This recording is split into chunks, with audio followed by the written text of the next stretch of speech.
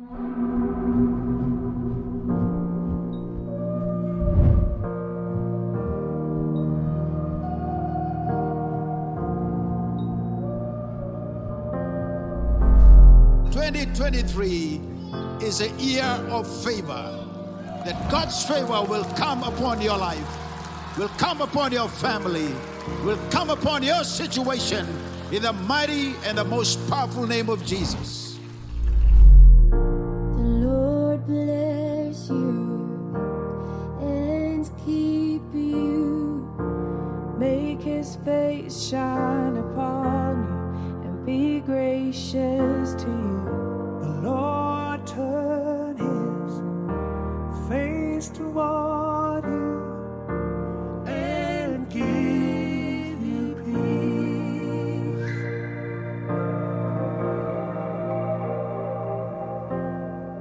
I declare God's favor over my life, my family, my ministry, and all that pertain me. Be gracious to you.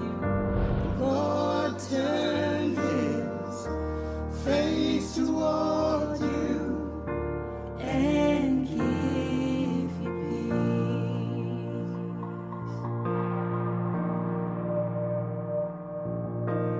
Amen. Amen.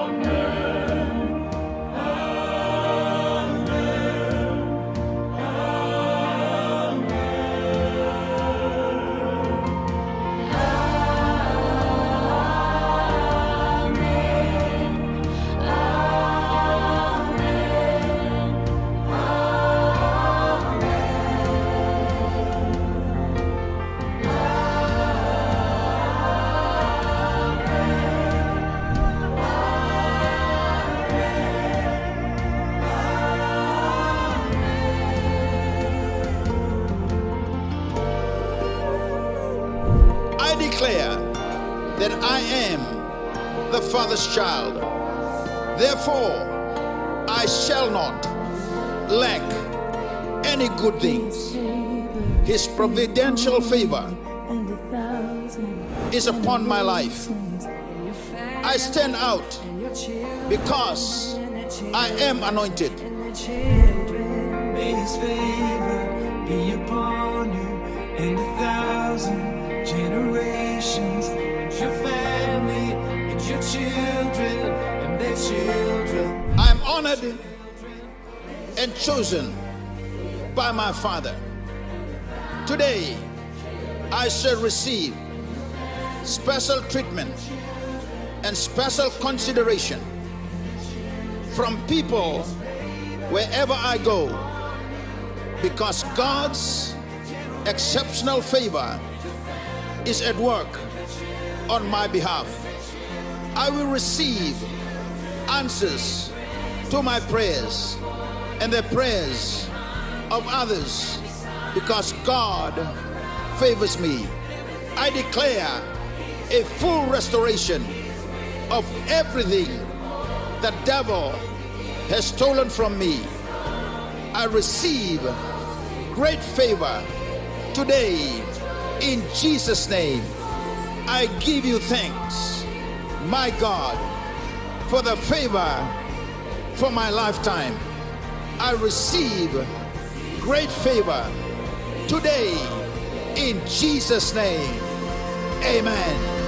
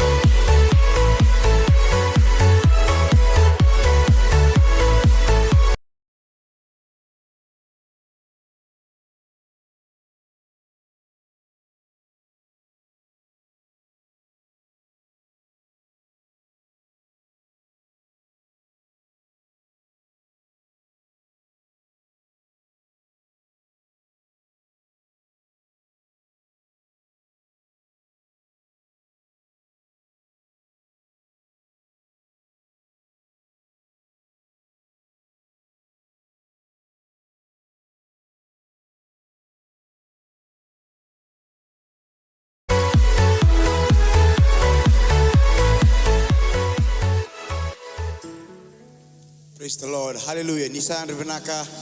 Mata Vinaka Maya, Mataka Vinaka is singing the core. Can I have the two like Matamataka, Mataka Vinaka is singing the core? The Vermont Mataman on the Babu Vinaka. Bukamata Buka, Durtigara Samu, Lulubua, Matan and one, Mataka Vinaka is singing the Dice Rivenaka Kalo. Kind of the boss, and the every tower on the Babu Vinaka. Israel Vinaka Koya, the Sangani Mundu. No, hallelujah, Muni Kalamunda Vikenda. The every tower on the Babu Vinaka. Israel pinako koya ka sangani mundu nanong lolo na matanga na turki na mataka pinang singini kuwa dala matanga na ni kalau de mabri pinaka tanga kalau no nayala dina no nalo lo makero de bula ra tale kin na mendu na mataka pinang singini ko turanga muni labeti muni ko bi turanga muni bosa pinaka tangi tiku turanga na mataka pinang singini dai hallelujah hallelujah hallelujah enda tamata ni ngaunango kali vikenda na karisito sama tua tuna buata ena were ni kalau enda tamata ni ngau nango kali vikenda na karisito sama tua tuna buata ena were ni kalau enda tamata ni ngau nango kali vikenda na karisito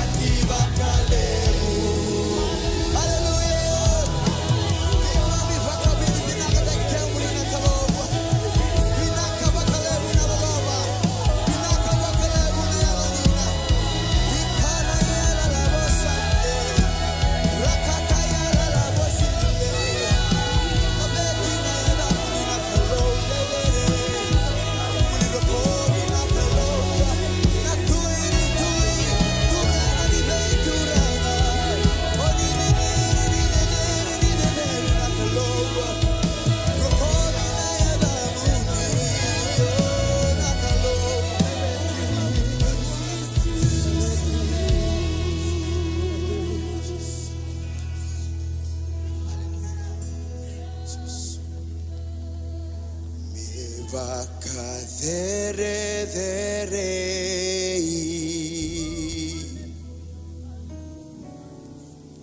Nayada ichisu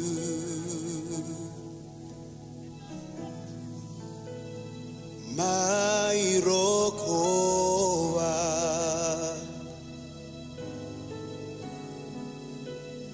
Kandoka Melaveti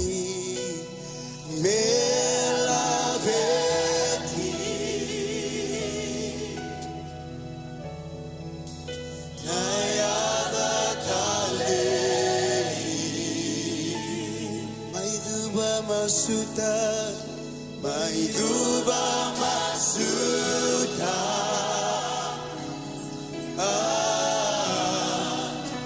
Isakalo,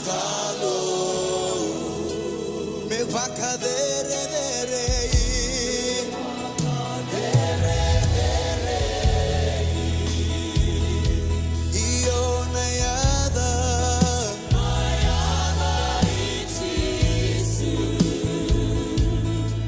Mairokova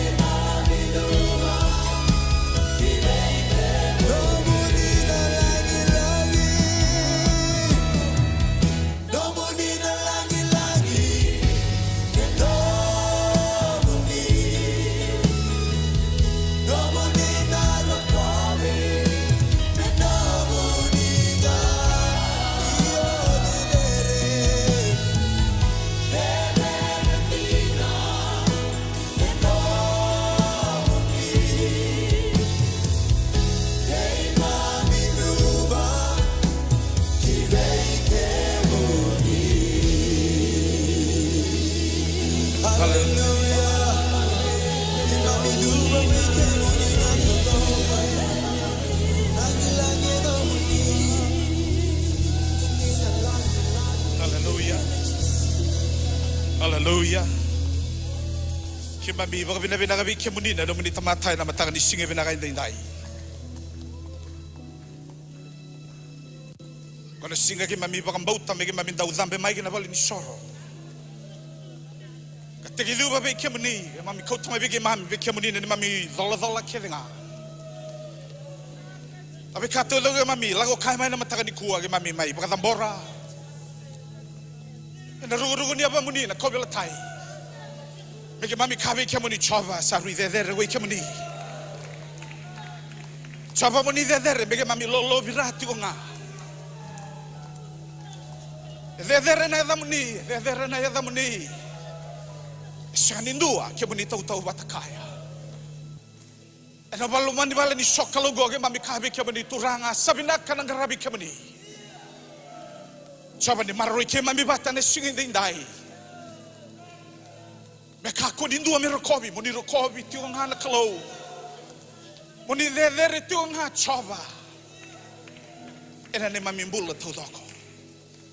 Maka tambori tiong na songoni na matanga ni singa binaka dindai. Singa binaka beki mami eviti. Maka kira ne bese buru-buru ni kuwa. Turanga ni dingu beki mami bata. Na kalau na lo tambo ke mami klani satu go tiba-tiba ke mami. Le dere no monitu nga shisune bakambulan dina talei endua. Lulu be ko itu dage samu na mataka ni kuwa. Kabi ko ya singa binaka. Toro shombo no binda na mataka ni kuwa. Re binaka. Na mataka ni singa binaka dindai. Sidi tarabak balabu nang onu bin kinda bagi tugo be kenda na mataka ni singa binaka dindai. Kinda baka mandanga na kalau sati go tiba-tiba kenda ni kuwa. Semberan inda do mai na kalungo sati go ti ke koya. Hallelujah. Quite omniscient, omnipresent, is omnipotent God. Baka kina na kimni re ni ko ni sare re totoka. Hallelujah. Kinda baka taltinga na bulan na nanda italtalangasa na bono bengara bitu mai kina. Na bono baka o te aroa ma ni Sulandia na mataka ni singa binaka ni kuwa. Taltalangasa Reverend Sules Kurlo na omere isa kinda baka na lo mandir muni balotu na wala besenta. Na mataka ni singa binaka ni kuwa. Kinda baka ira taltinga na nonda italtala. Bebuke randam bitu bat ke kenda na mataka ni kuwa. Na daga lebo ni bengara bi baka authority ko na be singa. Taltala bebuke ni sa kinda baka ke ira tagu daga na muni mata bubale na mataka ni singa binaka dindai na wala besenta. Na bono anda do mai sokalo batakina ni sa kinda baki. Ena loma ni balngone ada ni ngone turango Yesus Kristo ena mataka ni singa binaka dindai. We kinda baki taltinga be ira tagu daga na iliuli ni zone. Mana zone 2, me ada mana zone namba basanga bulu kabitu. Kasanga di ngule dabi na sungguh-sungguh ti tobata. Ne tal-tala Paulo ndelimbau na vingarabi alundina. E vingarabi tiko kina maina zone sena bono vingarabi tiko kina ena sungguh-sungguh ti tobata. Ni sakin ta bagi tau doko ne lu sungguh-sungguh tu baka so tagi ko mandanga. Ena mataka di singa binaka di kuwa baka so ta mandanga na no mumbula buana kalau kaya. Saru binaka na garaba na kalau. Seba kata apa? Haleluya, ndalago ketu mai nonda honga. Nandre na katu doko ndalago ketu mai. Ni ndalago mai na bono ni sokalo. Kabo na kalau turang li lubar kata udo na be kake de ulo kambai. Ondi kita kabo ulo mani ko mung garabi kemuni. Haleluya. Saba kare dia umay bakang balabu kemuni. Kabo na kalau bina ka bagalebu sisu na mataka ni ko ni urani udeng umbula, ni urani udeng utiko. Rani mai ndabe ni ko mai sokalo ngaraba na kalau mai sokalo batige irano ito kani. Ano wala have center na mataka ni ko. Kinda bagi to na lu sungolo tu buka yang gasi dondua bu ngone. Asang di bakwa ikin na Ora tau doko, era tiko na foia na mataka ni kuwa, kinta ka baga ni sa kinta bagi tau doko. Na ya ni ngoni turango Yesus Kristo. Na mataka ni singa binaka dindai. Singa ni ki ngole dabi kinta tau doko na singa tiko bakan dua na mataka ni singa binaka dindai. Bina bono lago tiko mai kina.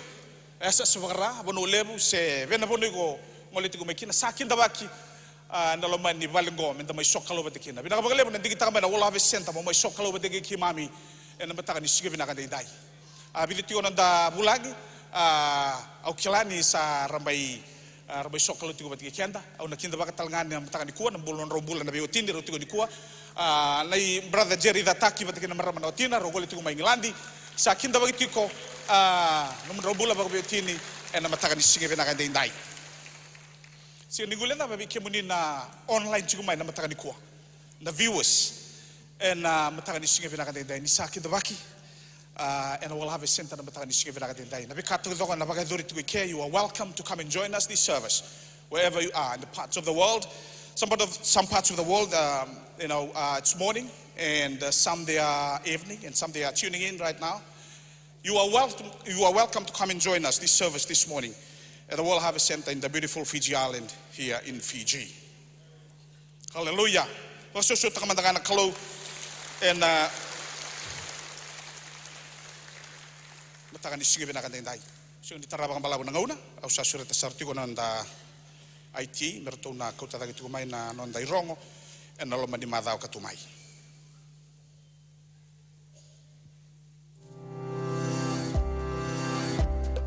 Ni sambula vinaka na itukutuku me kadhiwaki membaleta na nonda vengaravi e na loma ni madao ongo. Na singa moniti enta savi waka ungeti menda sema vata e na nonda lolo kena masu waka i song lotu. E na wuke lulu e na vitu na kaloko e na ekavi na nonda sota waka sel e na nonda wasi ni koro. Ongo membaleta tiko nga na nonda tumberi waka yalo e na loma ni madawa. Enda sakirei menda wako tamai na nonda online cell report e na we madawa. Ongo e na we wuke e na kena dikevi tiko na nonda tumbu waka i song lotu. Ken dua na nomuni waka tataro membaleta en dua na cell fellowship gai redin dua we ira nai tala siangasi ni veliu taki e na we wase. Ena singa waka rawai mena ono kina vitu na kaloko ena mataka leilai ena waka e dori tiko kina na nonda masu waka i song lotu ena nonda wali ni lotu. Wasini koro ena venga ravi tiko ena singa waka rawai mayongo wasini koro namba tini kadiwa rosanga bulu kadua kena rosanga bulu karua. Ongo embaleta tiko nga na nonda waka rau ena lotu ena singa tambu. Engono vinaka menda mai te waka kina na nonda ngauna ena kena waka rau taki na nonda wali ni sokolu. Singa tambu ena madha mayongo na nonda ngauna ni lotu. Lotu waka babalangi ena walu na kaloko ena mataka na lotu na wekanda na India ena walu talangana kaloko ena Harvest Plaza na lotu waka viti ena vema manitini kena lotu na ratambu ngone ena 5 na kaloko ena ekavi. Ena we singa tambu ena waka e dori tiku kina na Sunday school we ira na lalai. Menonda wata na kalu ngata kena nganga ena madhawa enta sa waka na mata ena kina ongo. Haleluya, nda baka so matanga bona kalau na mataka di ko. Nai kuringano na dei tugu na mataka di ko, weekend to zo na turanga, kila ni turanga. Na baka bina kalebu, werto na belutaki me umai ngusunda na turanga ni ko. Ni sakretiu ko na singa lotulebu. Na madha ka tumai na madha ni mataka. Na vitu na kaloko na bono bata ti ngango nda na mai songo ni kina. Na baka bina kalebu werto na belutaki.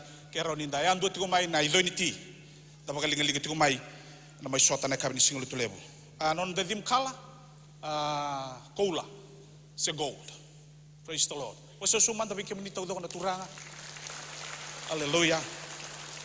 Tada mai tal tunga di kuwa ndo na nonda bati na lago tigo ne ngole ni daka na bonua baka tokolo eloma na bugni bengarabi andarongo da tigo ni kuwa na kaya tigo mena tokolo eloma. Lebu tigo na kaya do tigo mena tokole oloma. Ubaka mbota baka lebu dio tigo niko radio tigo mai gonda umasula kana kaya do tigo mai Israeli gai Palestina sena bono baka Gaza. Robi tokari kibinga na bebe kaningo. Iyo darongo de tigo na kasaya do tigo ni kwa. Iko nda baka utala de tigo ndo na ndangase tokani ge na tamatalngani ndo na bubale na lago tigo baka daka na buguni bengarabi. Lago tigo kino kwa na bengarabi baka sotia. Dana tala di koti kira na mataka niko. Sa sureta sara na mbula ni ngase choela na ituku. Menangole dagi tiku mai na mataka niko. Dondo tau zako na linganda. Haleluya. Tana masu lagi ko itiku na mataka niko. Me lago batigi na biba kalau ngatagi ni kalau. Da kala na bono ya singa ni bono rorawa. Andre batigo na masu. Kila na gumasu na mataka niko. Dambo tau zako na masu. Dondo ko na linganda na mataka niko. Da masu laka. Nanda itukani na mataka niko. Toranga pinakapagalibo na matakan ni sing pinakandinday. Kimami talavi koya na matakan ni kuwa me lako.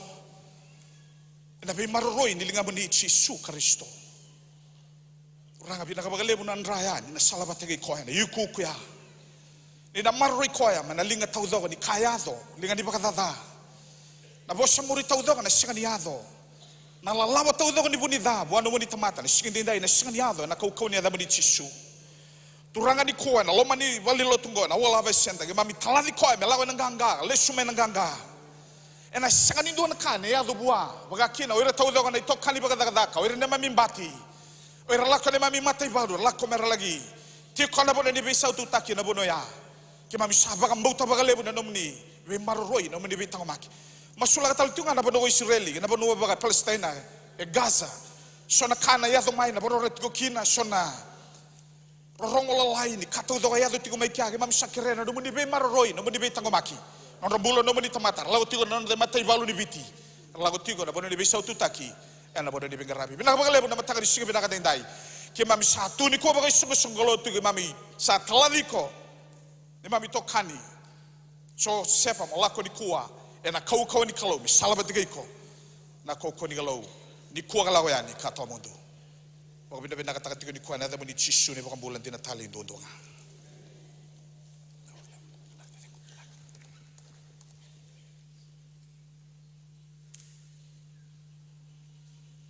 Hallelujah.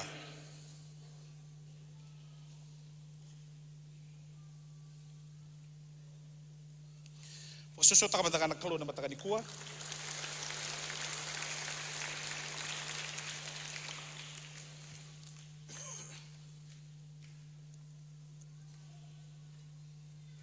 Udah pinakabikin dan matakan di kuwa. Siapa kata apa?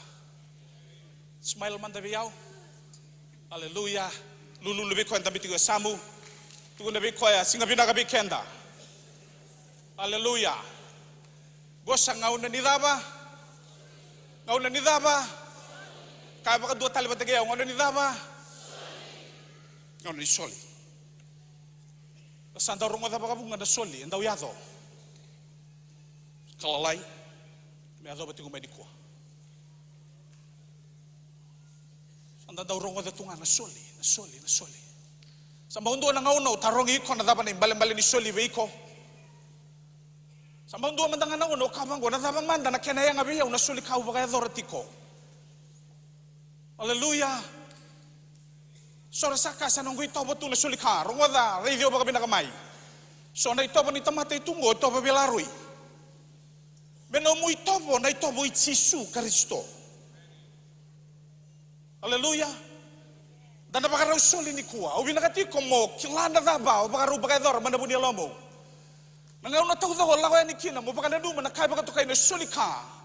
E sandondo me bisaw na mo baka sama na kaoy korida.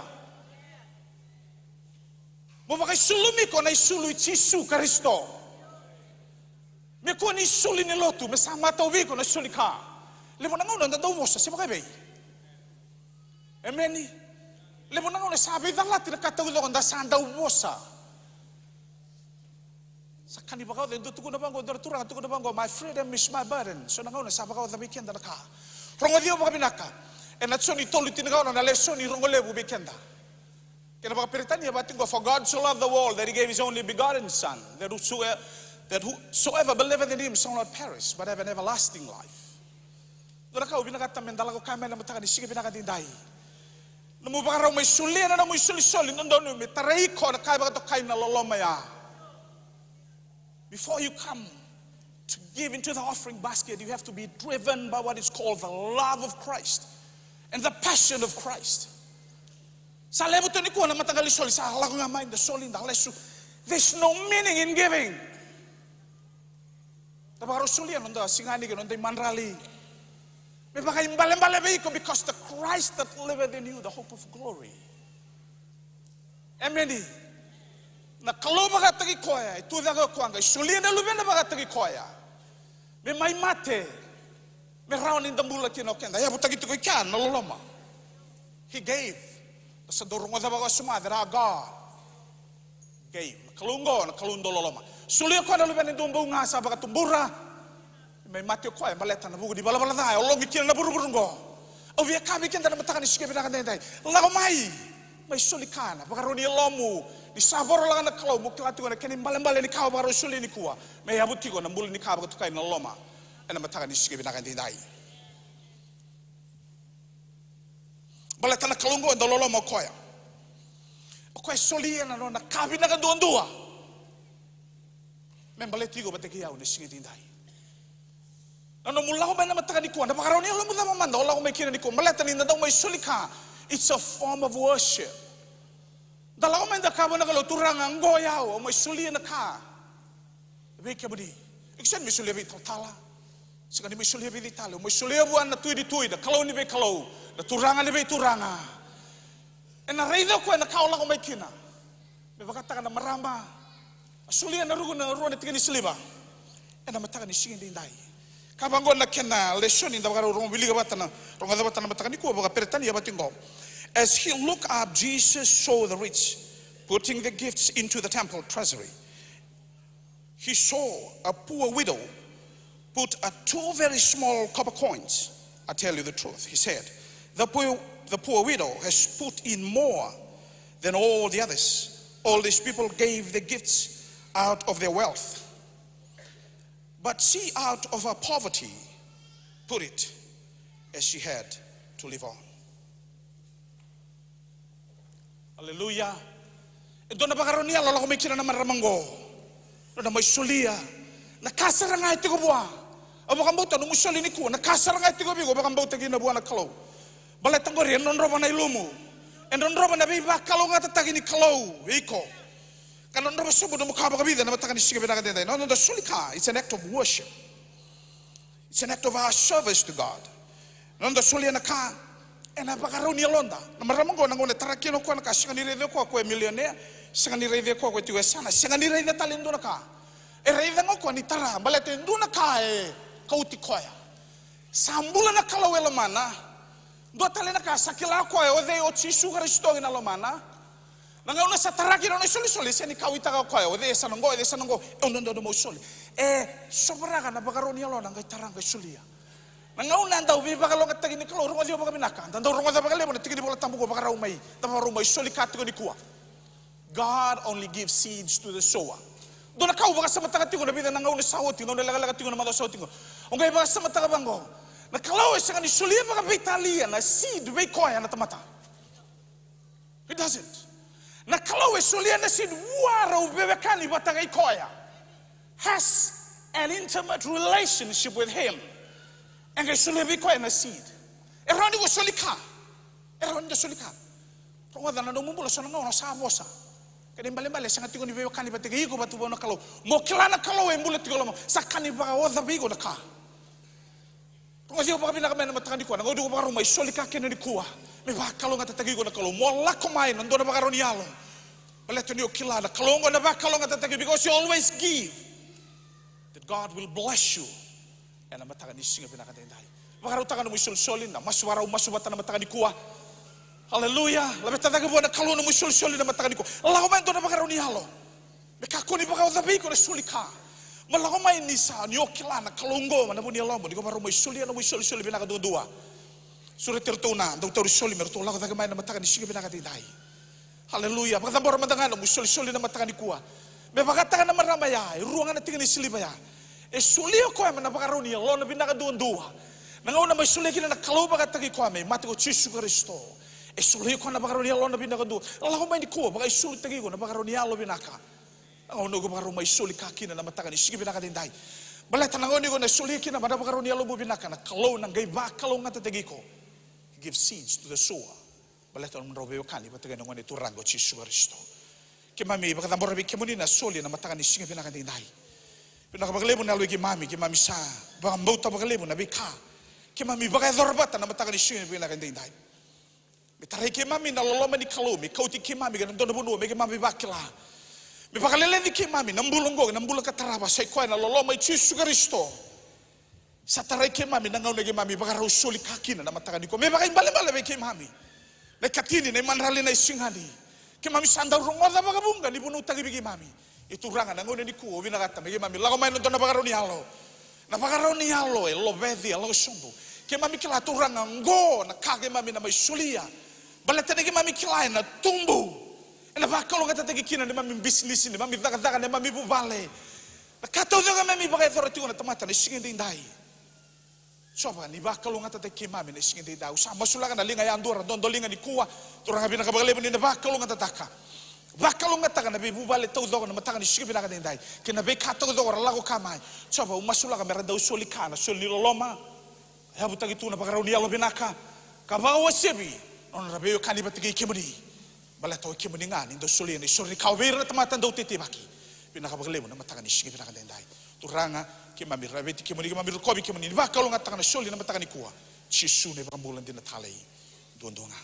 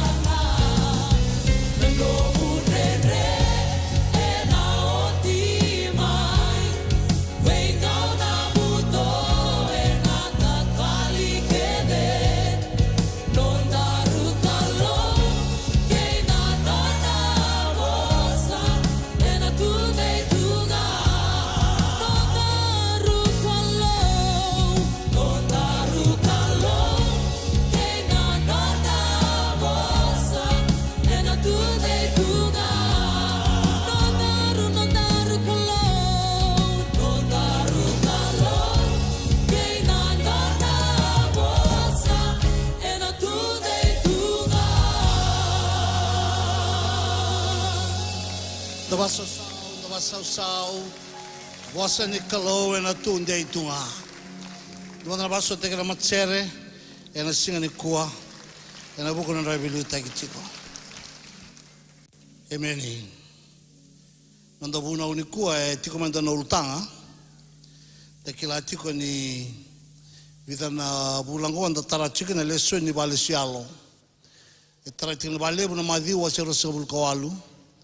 O chocho na bosi ko chisu bertente sepeli ni samaidava na nona bula burubura samaidava na nona viliutaki samai mate tu da ketale o che basanga bula singa tu ni ambula bole buruburu chisu e na oti ni nona tau sota na uli bonua mai Jerusalem sanga I boso ko berto kara volaiti ko na madi urusabul kawalu nona boso ko berto katikino ko na koku ke de lo malanke burubura sa solingo biao ko mendo ke loka bi balo ta ke ne bia sana ke nga ronga da papite ste ki re ne kalu tamanda ke na lubena ke na rotambo na urutanga ni ko e chiko na bosango na papite iso e na wai tu ne ko chasa na papite iso e na wai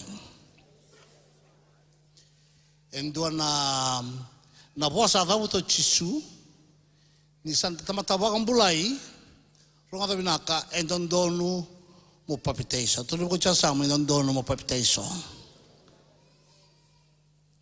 na papiteiso na kena vosa kena babagandeo ba kriti se Greek translation ko ya dabuto chisu ela como na vosa na baptizo na baptizo endonga na kena imbalambale ronga da binaka kena imbalambale nga mo tamban romudi se umbito do kena wai se mbuluti mbulu kena wai kanta tada kama yala nga na bosa va krisi o kriti se abanga ta ko chisu na bosango na papiteso na bosango era do banta ka na daita ki sulu a sianga ni bosa bagai bola tambo na volta makao onda singrei da kina Wendo dai teki sulu era banta kana bosango baptizo do wanunu bina sulu na dai mero na ka kama me sabi sautu na kena roka ya na bosango na baptizo amen ndo mtana baso sau o bina kata mo kotcho mabikan na balata na bosango na baptizo e lebu na kena imbalambale lebu bikan sanda solimbula rongada ia anda sembera chico ninda tampon romudi sembera chinda population baleta e vida na kando basican dua e senga ne babu bulio di maikina se otumberi maikina kene karua e sanda kila tumbeka ia senga ni nda talai around talai ndende tinga e na kai tu ni chisu ni kona kena bunau tu no chasam ni kona kena bunau tu bina ka bua meronga ni kona kena bunau ronga ka sembera ni tampon romudi ni kua ia ni kona kemu bunau me otingo ronga da madamengo komenon visau otinga na lotu ole tamro mudi sara boleta na kena buna usala ngo yo ronga da ke o lata na buna ngo tu ko chasa mo ke o lata na buna ngo ronga da toro linga mo bose ko chasa mo tu no bango wa ke o lata na buna ngo ona rani da lati lo malangi emeni dona baso solevo a bosa chico chisu Bulati ko mavi urusul kawalu tin kadiwa e batongo na kaukoe o koe kakao chisu o koe mendo ngai lako ka waka lotu teikira na leni banua kirenga rongoda ka papi teiso teikira e nada ni tamamundo kena lebe mundo kena altambo rongoda ke o badru mai kia na mbalen dina ni bosa ba kritika bangata ko chisu e na papi teiso e abango na katukuno koea o koe mendonga I lako kine ka mi malota kine ke irna leni bonua kedenga ka tom tamban romudira e nada ni kolo tamanda kena lubena kena altam do na so leu wana kalo singani kwa o marika e bango na ka tukuno kwa tukuno marika ena marika wase tinka ono tikina tinka ono o koe sa wakambauta ka sa papete isotaki e na mbula Dauli ka bata mata leso ngo. Dauli kim dong gor ndo raisa ngo kim dong gor ndo remis ngo. Dauli ka bata ke ruwa tolu.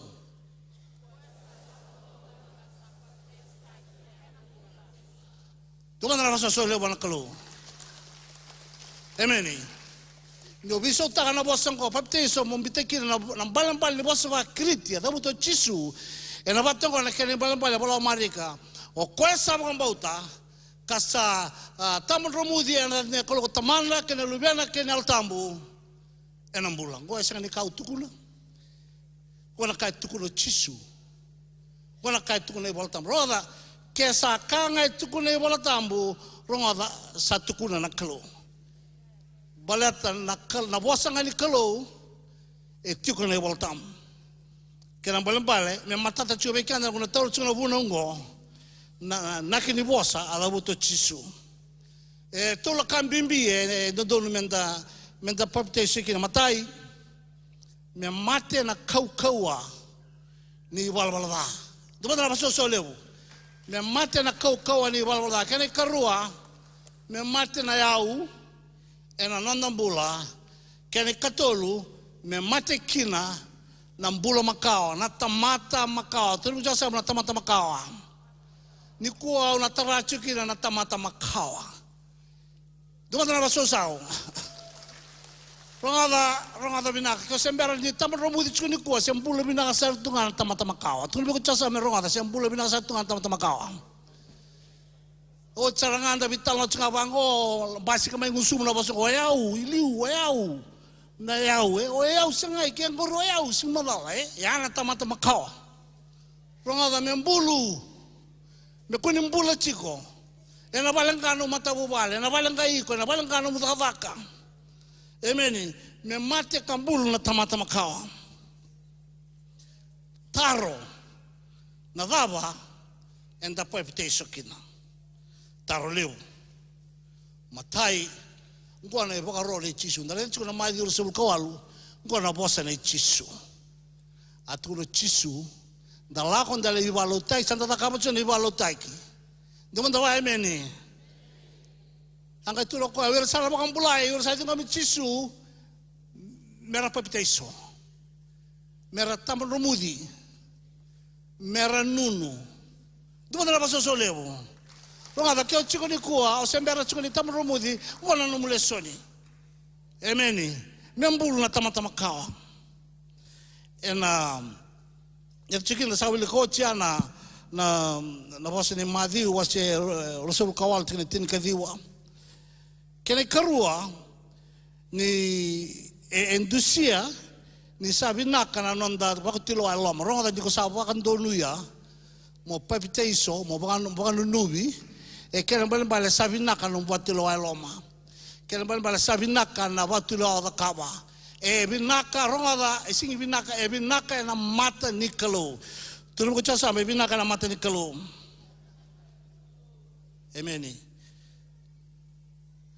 dareda na mata ni pita wase tolu tikene rosa bulu kandua mata ni pita wase tolu tikene rosa bulu kandua dauli ka patamata kem do sanangor dauli ka sanango kem do sanango dauli ka sanango kem do mai murin dauli ka vakan dauli ko tamda ruwa tolu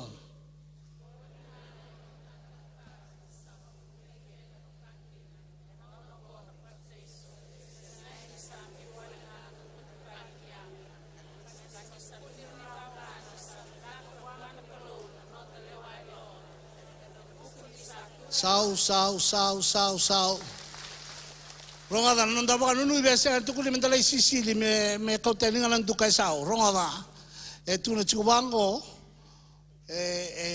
tu chikubango na binaka wana kalo na nanda lewa loma ni ko sawa tu lewa taka mo papiteiso maruta na kalo. Emeni. Labi ngang mantu kabina te maruta iko na kalo. Labi ngang idake.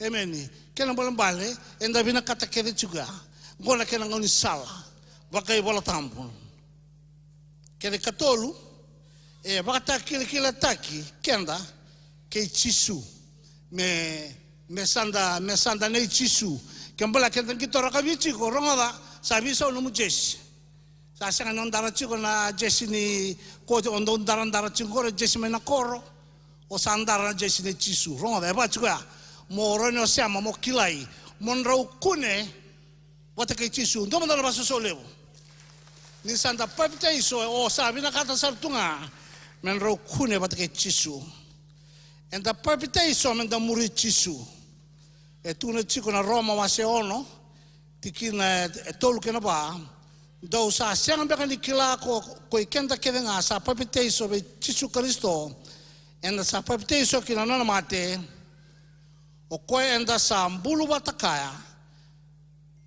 koe enda sa mbulu batakaya kina ni sa papiteso takina ena nona mate kabaka sa baka turi taka talamai na mate o Kristo ena kau ni tamana menda sa wala wala wakata la kina ena mbulu bo e tukun chikia ni santa papiteso enda sa papiteso mda muri chisu emeni Dabana sera meu muri chisu ena io toso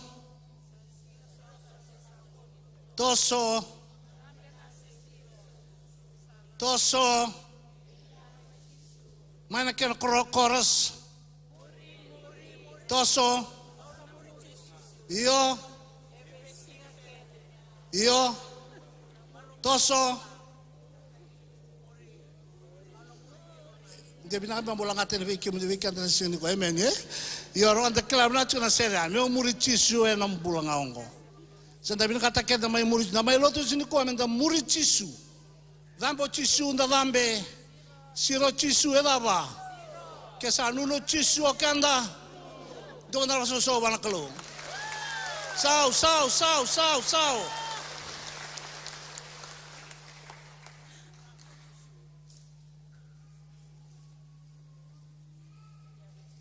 o chisu a papiteso. O chisu a papiteso taiki. Dakila ni na italanoa ni nangona sao chiki na tolso ambulo cho chisu me tolso kabul ambaki. Sao che tolso ambaki tolso kabul chisu sanga baro tekebu na tolu di mama ambaki rongoda ni nona ministry sena nona zakazak kwa tale kwa mekina na klo tamana. E kena kini ni sembera ni tiga buta ko chisu na nona vingaravi e rekorte ki chungo ena madhi wa setolu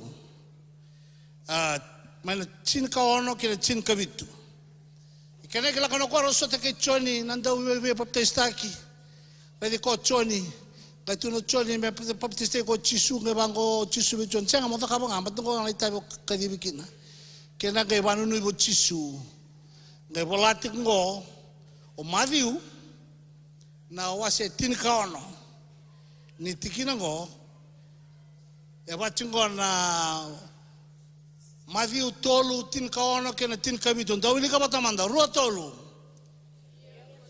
ndawili ka vaka ruo tolu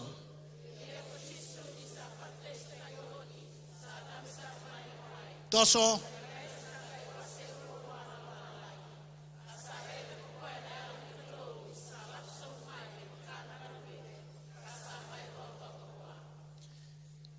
there's a significance ni kayadon dona kayadon go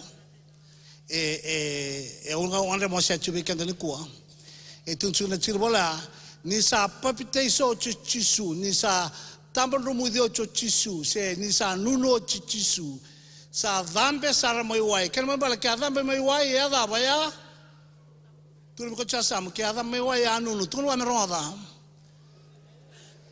sao manda sao e tola kaleba e gaiavan dua e tuku di bango ni wase rua na lo malangi kene karua e tuku di bango ni sangai laka sombu mai na lo tambu gona ngona ngo sembere sobraki na lo tambu se chuka me lo malangi wate kene kalo chisunga sama isude burabura e kena ngai buka sombu mai na lo tambu se sir sombu na lo tambu kain dona rube ngai mai roto kan tambai chisu ronga sangai rongo nan domini kalo na tamana ngai kawango na kalo tamanda la kona chikina tols chin kabi dawli ka tamanda chikina chin kabi tu na dawli ka rotolu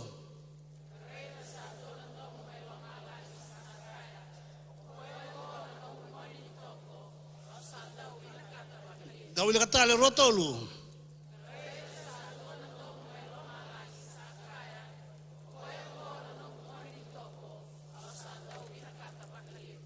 Ronga binasara.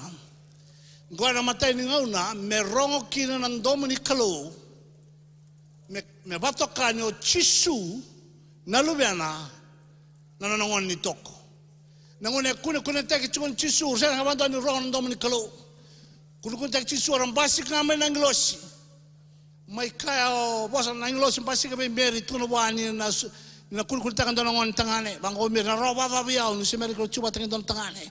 Ngayon ang losi ko ni alo tambo. Ngayon ang meri yami ato biyaw. Kini rongo da Joseph roba mau chuko Joseph apa teki meri. Sangka bakla Joseph ni satawa chuko na kete meri. Sangka Joseph rongo da me bilingi meri tani me kuni mga mando atara ubal ni meri.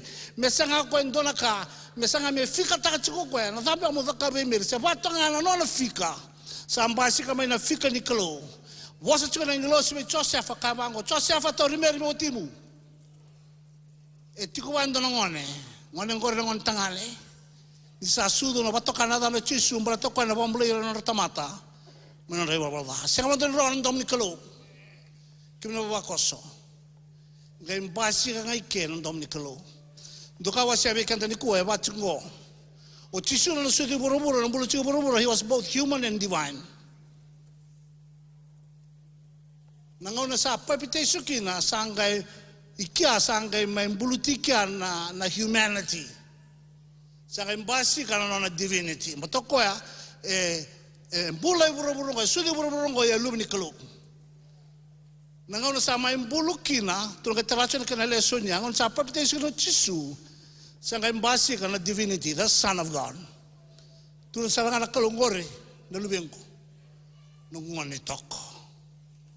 Ronga nga sa papitation na madamingo. Ena ronga ko na bosa. Sa nambula tama-tama kao, sa ambula oi ko makao. Sa nambasi ko oi ko na lubi ni kalo. Narata lang ni ronga bi ko na domi ni kalo, ngor nung ngoni toko.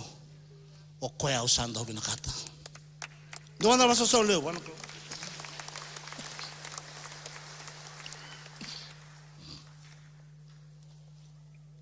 Kaya bale. O chisu ni sember ni tiga buno na takadaka. Ya baka taro ko membuluti manda na chisu makao na na chisu makao na yang makao na yang ko na chisu na ngon nasare ngo chisu na libe Joseph ngo chisu na libe Mary ngo chisu na libe mata ya keve na kai kile kino chisu ya sama imbulu ngo ko ya sanga itu da kinga chisu na libe ni kalo tiga bukan dari dengan bertambu tiga bukan alakani Sandaro nga tchunga chisu na lubi ni klo. Doon na baso sa leo.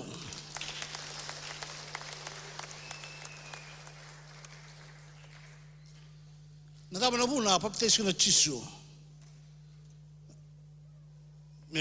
Me tango tuwi na tama-tama kawa. Kolosa rua, tinkan dua kena tinkan rua.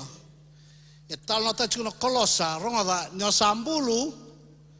Sambulu tin tama-tama kawa. Ya lako chiki na basongo me sa tamu suki na tama-tama kawa. Na bol tamu makawa. Ya bang tachu na basongo me sa dilibi, se me sa musu na tama-tama kawa me mbasi na tama-tama roda ninda papiteso e mbuluki na tama-tama kawa. Amen. Kilani o bango no kilana na papiteso. Nono sa kilaki na nandina ko membula tama-tama kawa. At dati nung kumarauta kang balata ni nyukilana na kumbula. Nung na puno wala ko may kina. Nakaki may wow na puno ba tambori kina. Nang bula undo umbula taka. Ngunit papiteso sa ambulu to do ko ya. Sa ambasi ka nga lay na luminikalo. Amen. Randa o bosa be ko la ko may na kile ko la ko may bangkam don do mutu batu. O bangko na tamatang ko sa mata makawa. Sao. Amen. O tu tamatang ko sa mata makawa sa ambulu. Amen. Ito na baya na kemital no. Mi ando chun kemital no na ngauna. Sa radio binakachumay. Nyo sa papitaiso sa may ambulu na talanoya. Kaya bakan doar be kota tak tak cuma talno ya tuna ber teman tengor sama mati makawa. Sambulu makawa. Ko sambulu cungo sa lubini kalong. Sau na wasau wan kalong. Kasi na kolosa wasi rua tilkan do kan tilkan rua. O koendo sa dilimi talanga wana ve dili sa siang ni daka na linga. Indau sa lubata na iwala danyango. Ena ve dili sa daka ena bukui Kristo. Tin karua indau sa ambulu wataka ena papiteiso o koe talanga indau sa tuva ke kaya indau sa bakambauta na kau ni kalau o koe sa bakaturi koe da ke talanga mai nambante koe andar de kina papiteiso nandau ochen nandau umbala sombu sen nandau nunu sombu me sa ambulu ya me kai tuva ke mai sa tuva ke choma ntamatawo emeni ronga da chuntomo kono singani kwa Sembara nyo tamarumudi sakenta bunau cungo madau mengo tulu ko jasa madau mengo kota menong bisau o cingana lo tu sanda li banu be muria gona da kan talai rara tunju sam gona da kan talai rara na yabu me papiteso kinendua matai sanda ve butuntaka nambula mai kina na kawa ola mai kina na siama kina nonro dana ngase e muri kenda tu ko kaya ko todo ka me sambulu me sambasi kanga na tamata sa vayo be chisu na tamata sa sudubo na tamata sa surana nambula be chisu na yau benda papte skina matai na be butuni na ngona sa sobara kina altambu sanga buno chuko pita vera mai sirel lang una sanga tun chopita do chisumo ko ne baba matengo ngolo lubini kalo o ko le lubini kalo o kenda enda ba ko chuko kena ko velta ida kau ko no bunau e volai chuko na kolosa wase e volai chuko na vaka wase rua tikina tolso bulka vitu kina tolso bulka walu gai volai tokira na bosango dauli kamanda rua tolu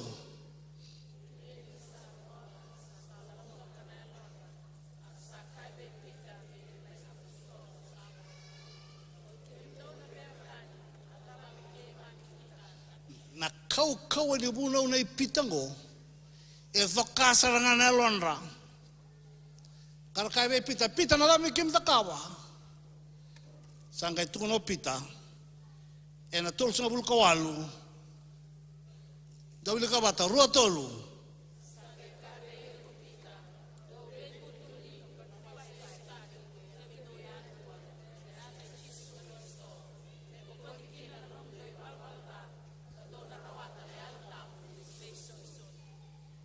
Saka haki pita ndo be butuni ndo tamarumuthi. Very simple. Kote jua samu very simple. O kentanga da bandren reta kana bosongo. Yene volta be matata sartunga na kaya boleta na lesoningo. Kene karua na nanda bauta. Darida ni marika chinkaono. Cinka lima kena cinka ono. Dawili ka batamanda rua tolu.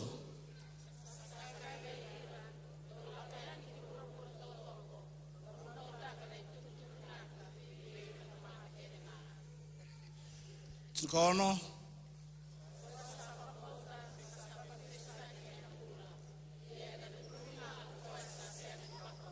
O koe sa wakam bauta ka sa papite istaki enadava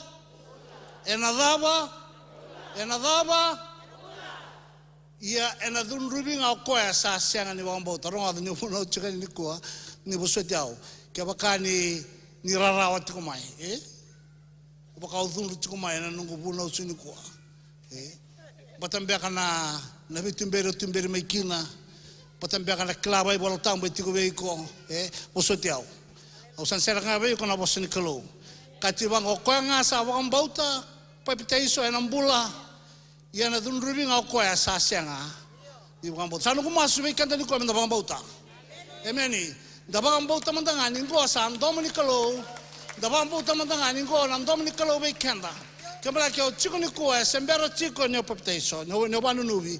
Elebu na ulumbale, elebu na ulumbale ni bina katala ulumbale matai au senga ni kila.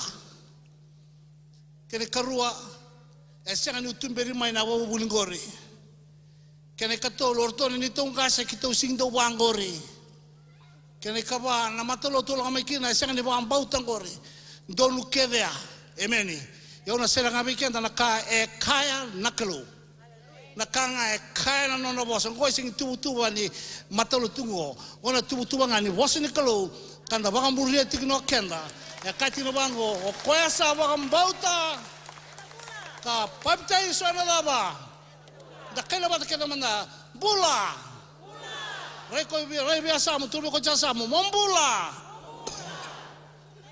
ete na kusuna marau chico se sianga ni marau chico. Amen. Dona singa namba ki rono ndolu on 99. Au se ndabu no chunda tala balut. Orton lube ngor chama yes youth chugike. Dona singa tola kaina to bango bio ta kita usa baptizo. Kita usa baptizo wala gore. Kita usa lai nunu mai. Au basarang governo to. Hey, kento sing nuntu kangor minta banu. Kento sa baptis ndo siangane. Wasa no kobio ko ngulu matua ta. Ibi na bonu e bolai tukina. Nakai ku tun chungin gorbia. O kabang ko chiku ike. Sianga nei bol tambu where in the Bible. Au kila ni usa na lenga. Gawira na ngone ni sara viketo na ngone. Dura kasar ronga mai bolot usara bang bauta. La ko ni balea. Kaya bandria to kota sana misi bukan dua empat di sana. Arana mas lagi kotoka. Persatu ni bayu tahu kumenunu. Usah singi bos. Ucim bekai bitana bulong kai baptizo petangan na dakilacu. Kim narabi ko ni kelas kana kau tuna cungo. Sandara wambo tsara laki nangone. Esiang ni unomu tuba. Ona bandria to balai la yore dan cungo pertama satu na cungo. Oke sa wambo ta kapaptizo. Enam bulan jauh sanggalai baptizo. Belajar challenge ni kono lebih untuk ko where in the Bible. Na lo tunggu ta tosungan na ramani voltam. Amen. Angkai tuno ko Jisu anun. Kita enggak muri ko. Langat sara ko na sera. Me muri Jisu nang bulan ngang lala kacubang ko sa sosan ko bakasam.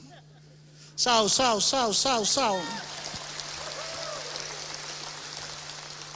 Ni ko ran sosan nang bakasam. Basa na lucu ngawi kuna bosi kelo, membasi ngawi kuna tari roro. Na imbalan pakai alo ni baptizo. Matai sa lowa kuna tama-tama kau. Amen. Ito rin na bakasa manimbulu. Kutun chungo marika, nang kutun chungo na chino baltambu na Roma.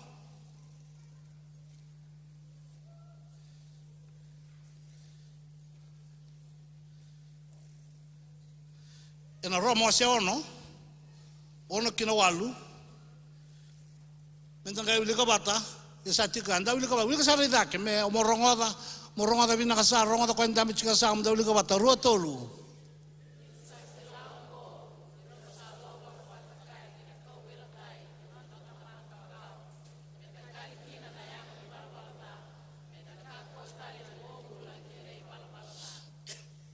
Kene bale rongoda mesa lobako mesa ambulu na tama-tama kawa mesa kuatal nyo ngalele apa chukuna i bala-balada ko anda ambombu lakina mai chikina ebitu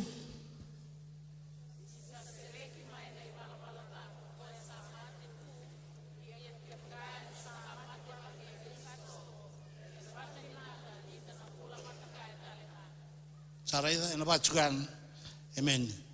Ina basa cungan nak non detail no.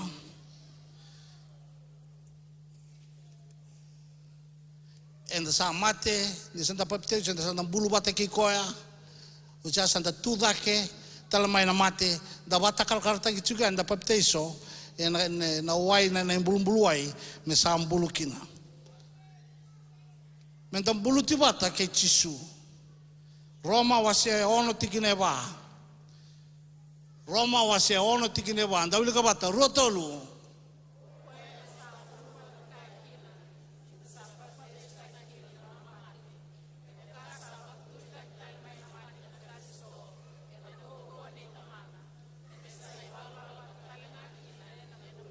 Ronga da membasi kabe ko ng bulobo. Labi lang man kabe ng kata ng bulobo. Ronga dabi ng kata kita ng bulobo. Wera lubian dabi ng kata membasi kabe ng bulobo. Yung ko na daw kala minta na taura, minta kilachi ngo na ka atukuno chisu, ngo na ka te utaka o chisu, ngo na ka barota lang o chisu ni sabara mayoti na ng bulay buro-burongo. Menda tuda ke bata tale ke chisu. E kai tiki na Roma wasi bati ke lima. Ia ke baka indua sa dua bata me bakate koe ena na mate enta na bakate koe talanga ena na tuda ke mena mate kene kaba ango na bare tek na talai rara tun chuba tun be koe dam chasa mo talai rara kemde sanango ndo tun be koe chasa mo talai rara reda na muri chisu em bulangane talai rara esang na bulu talai renre esang na bulu ni bakau lo mana esang na bulu ni wa muri talai donaka em bulangane talai rara nanda muri chisu kachikina choni wase chin kaba chikina chin kalima ke bakando salomanyau do telera kina daba do dawil kaba tala chin tambe arotolu au sa sera ka chin gona buna uni kalu e kotona nona bossa e a bossa chikona kalu e nona bossa kena bale ronga kenta via talai rara ke kanta salomani chisu da talai rara kena nona bunau emeni ni ngono santa popte sukina it's a public declaration menda baka tu sai bura niko sa nei chisu me ronga da na tebor ni sabi sa na mutimi merekila nawe kamu ni sabi sa na nomi lako emeni matai kina song lotu ndalena ni sanda nei chisu ronga esenga ni ausa le ausa papte mo le ni song lotu ya esenga ni bagai bola tambu e bagai bola tambu ngani papte so mo muri chisu amen do na so levo kina bura ni santa bakanan takuya mo mekila na ono papte sikina sa tun sabe bura saoti sabi so no kutimi au sa na chisu ronga da kina teboro mekila chuna teboro lango sambimbi weke emeni demanda na vasoleu au klana singa ole mo papte sikina na papte sendo da chiko e bachina con sala sana io non da kunim baya chiki na bus stop da usala baro le papte so sama turanga nangono sana osino lo tuanga on sala papte me kunda na basekele isa turanga ni na nomiau ni udaka ng bangke o kilele utoka ye la kai so ni sabi so na no sabi sa sama lotu musa de kilacho na talong ko labi ngomanda ke kilacho na talong ko baso sa awa binakata mo papteso ng bong o lang sa talong kai sa to bada mo sa papteso ng bong ito kasi ngai mo balita kay buro ni ko sa oyo kay set o sala au sa reto kasi ito nang basekel sa lakot ko kung sa kadibig kinadang o sa klasa kasi ito nang basekel tura binawaliw sa arong ng mas para usar ng among kalon ni way tuluban nang baser to kelika sao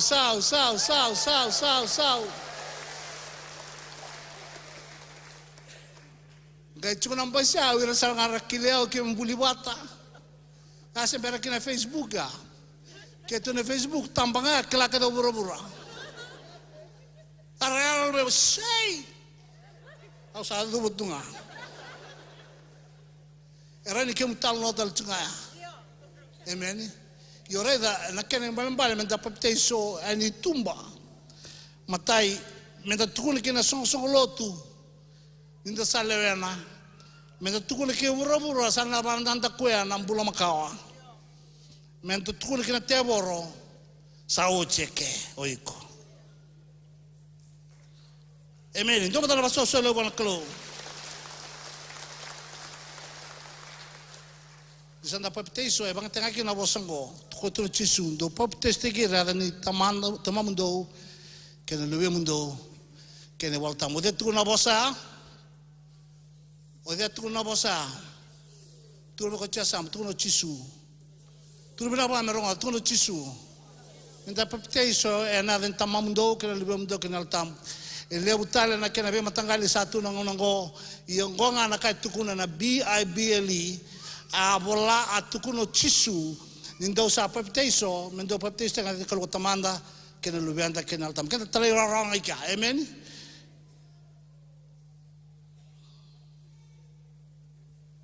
Dama dara sosao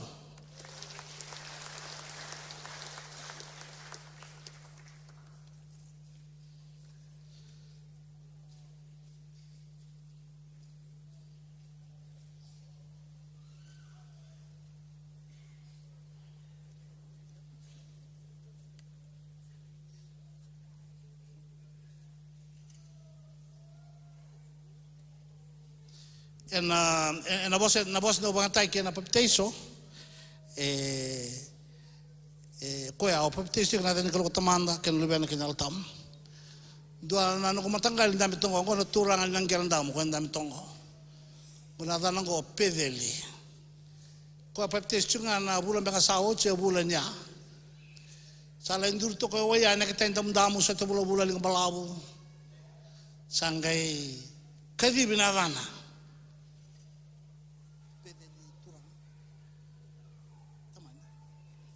sangai bango ko be baptista ki pedeli tamani go cruciata na bulu ke dia mundo bakasa nga ka jebe tumelo malanya rongo le bulindo moy ko eta baptiso pedeli tamani na buko no batutusa au sa baptista grada ni klo tamanda ke no lubena ke altam nuno ko etu da kamai amen no kanu ko basote ko ina basar tungaya na ke na kadi binadam melo malai ngau bakasar nga na rorong ni sa kadi binata na melo malai au sa wango buam takali ikongo lo malai bandua ikono no sa papiteiso kinango tandola se lo malai ngau nunda bitu mai ka no orong da sa bakasar nga kadi ba kichuma ndo no ya na kana sa kadi ba ki na bula so tama na bula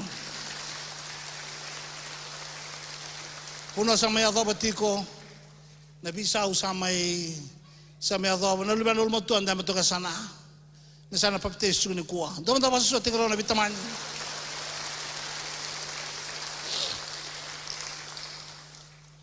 no mo kwani sa ngase sa singrani na bunau sa singdo na kain na ron da kabo yore da ngono na bulo lang arto re to luban sarto baung ketir to chuko na bula non sa kile chisu ke non sangan reba me rongo da chon dominikolo sarto la chon lubiana merto digo mi chisu tala merto papiteiso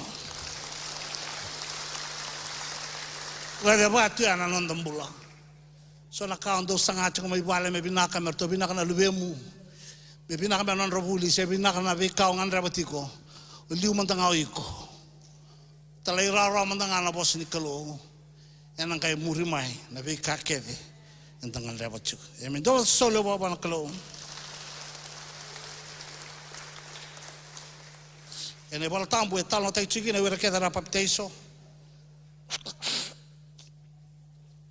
o chisu e a papiteiso o liko chobe kenda na ken tal no na madiu e la ko chome kina na e no na sa tambe mai wai o chisu e o chisu na madiu tolu chin ka tolu ken chin ka bitu e ko chisu ni sa papiteiso ko te tambe mai wai karaida sa wase rua na loma langi karaida ko na lo tambu ni kalo ni sa ni la so mai bakana rube kasa mai roto ko bua karaida ndonan domo mai loma langi sa ka ngono ngoni toko o ko ya sando bina kata baleu tatal chungane bol tambu tung chikina ni na matin bono mai Ethiopia itu chona daga wasia walu tikine tol singa bul kawalu daga wasia walu tiki na tol sanga bul kawalu.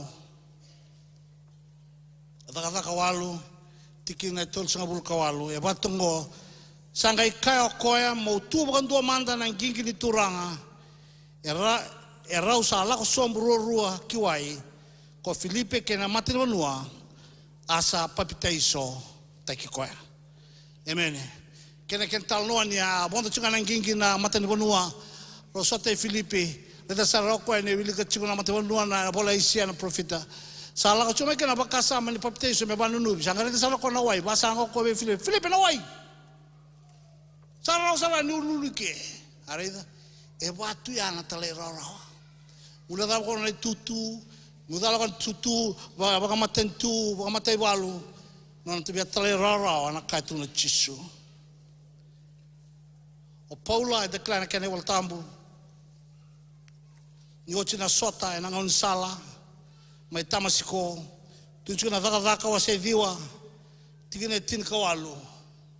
Asa lutu baka sori mai matana na kaba kana warinika asa reira asa rokoya asa tudake kasa papiteiso taki na bingau na oreda kina basonga na papiteiso rani badrume kina kena bale ba kriti mo tambon romudi emeni roda esanga tale ni dua tale na imbale ni papiteiso ena I bolo tambu wakana ka adabuti. Jesus did not make a mistake.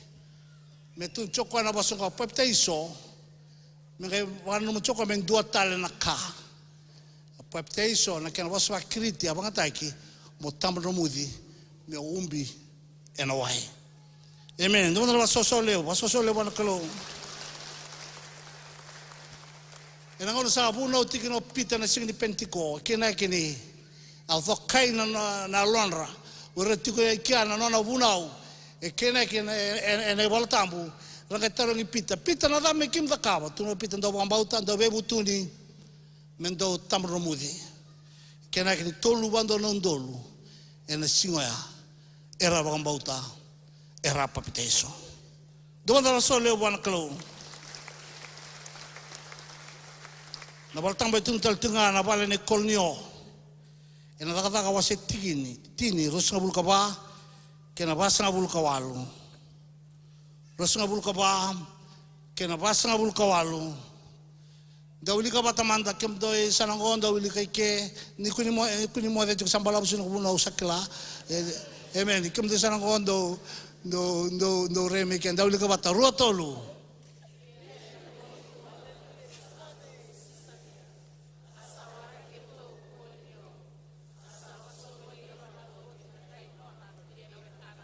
wasabul kawalu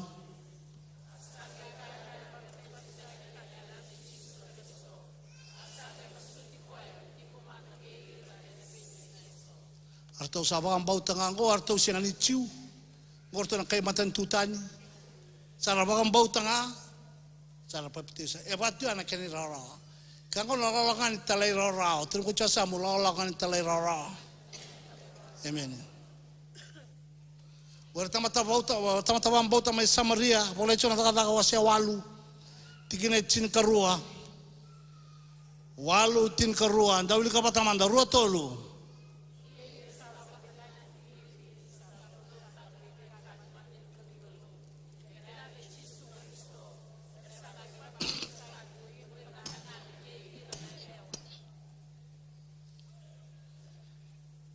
Ronga kai sing tukika ora nangone.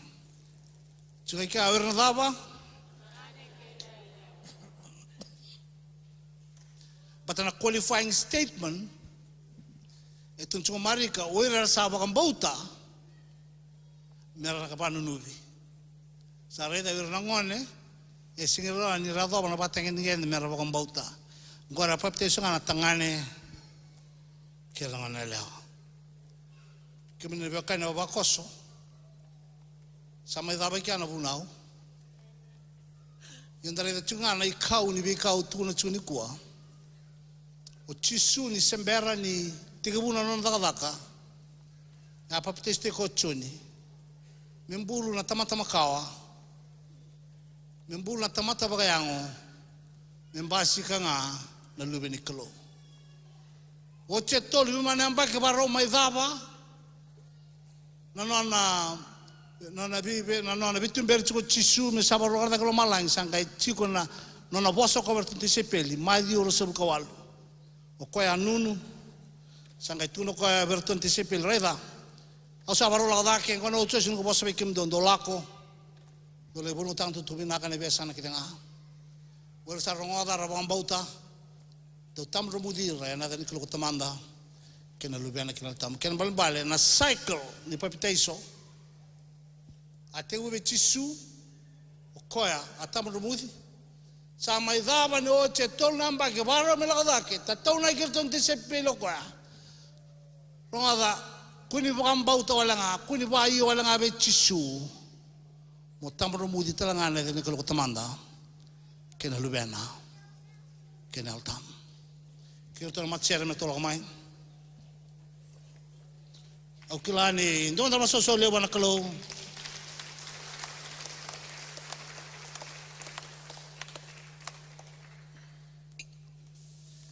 Ronga ke o chiku ni kua. Sember de tam rumudi tiko. Sake mo buna usaranga. O sabaro takatemengo. Kina kango mo kuni talata. Kuni wadal kataka. Go bulangan talerara. Ando tukuna ni utakau na vitu mberingo. Usala kama na vitu mberi papte suspend taka manda na kau kila ambelatan papte iso. Na kau tumbere mekina mata papte iso rongoda mandanga na bosse ni kalo. Na kai na bosse ni kalo mbelatan papte iso. O koe wakang bauta papte iso taki enambula. O koe siangani papte iso taki ena thunrubi. Amen. Dawa mina tana kalau nasi ni kuah. Datu dah kepat kita mana nasi ni kuah.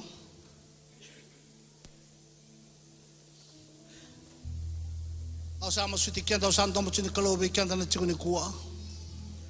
Au sama tani kilasi, au tiga ibe nung vambo di chisu. Isan de kilani madawa na bula ni biwalo tak ya takatingo. Reo di kom chisu mbekan dono nguna. Reo sa vambo di chisu chiu ko mai lotu ciki ni kuah.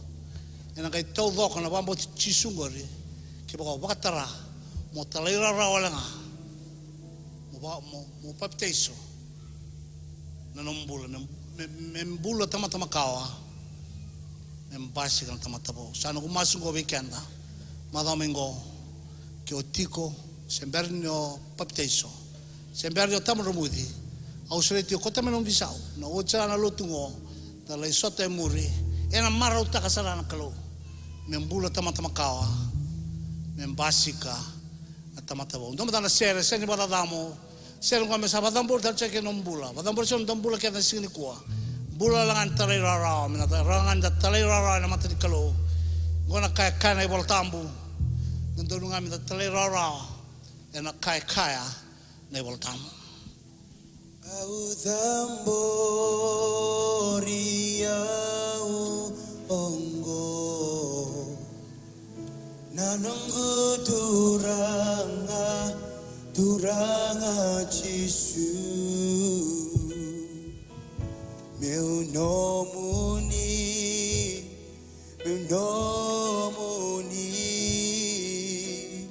ebengauna au damboriau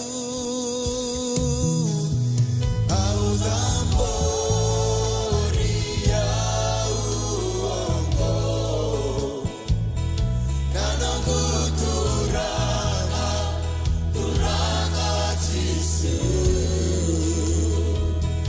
meu dom.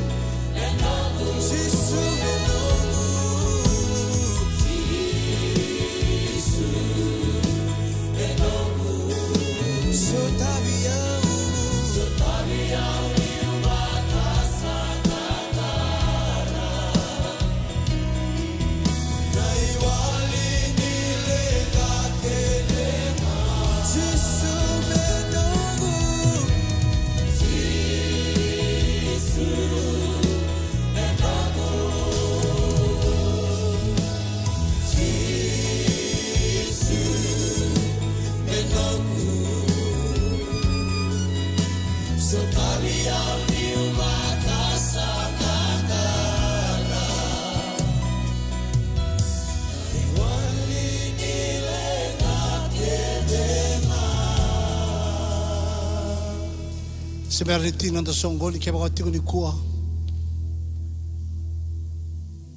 Semeri bande tek lombulo bate ke Jisu. Ke utarang ko ni kuah ke omate ni kuah kila na roti lo malang sesenga. Ke no misau biau tal-talau siang manda ni kila. Ia ni kuah unu sulebi ko tanangau nango. Mula ko main to me masubata ni kuah. Merone dingo mi Jisu me na muturanga kana wambula ni otia nrata ne durum na leso ni papitaiso. Mga papitaiso taiki na dani kalau tamanda kilo lubenda kinal tam. Lang tangan si serango ke uti ni kuah.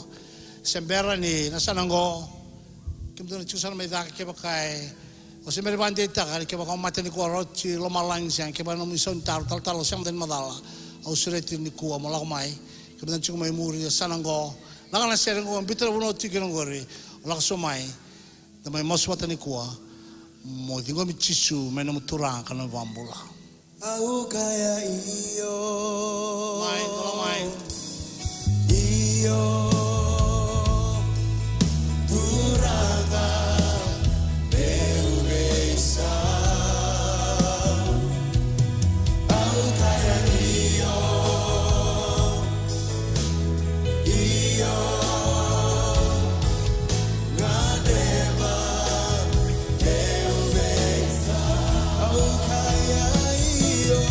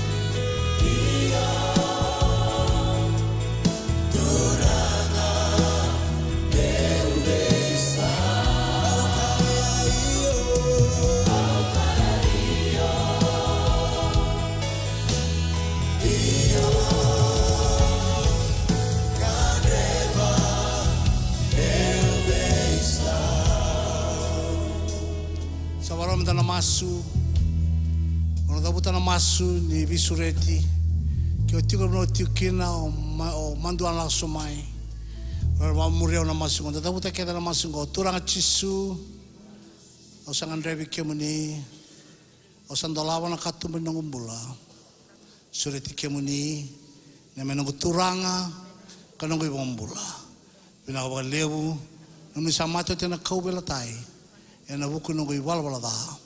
Nimbuliau, mibakasara na matanggal tamata, kone binakata. Turanga sa may dawa na kalo, ni misonggon ni kuah. Pinabalaw naman ni bosa rong-rong ni kuah na kalo. Pinabalaw turang na madaw minggo na kalo. Wirturang sa rongoda no manibosa. Wirturang sa rabatu lewata na kalo. Turang mesar na baptism na kalo. Enan rebe muria na lebe menyo Yesu Kristo. Kim sabal binatan rambula. Ena singani kuana ko. Sabatu saja nang kangka abot saja bulu binakani kuana kalo. Kim sama sun sena tatanya talengai Yesu Kristo. Nim turang binaka sada menebambulandina dondonga. Amen, amen. Lulu manda ko entam cha sam turba binawali na may lotu. Kaya matser mendoanga na sere sa sura lotu weekend na singani kuwa. Na sa wale no mai.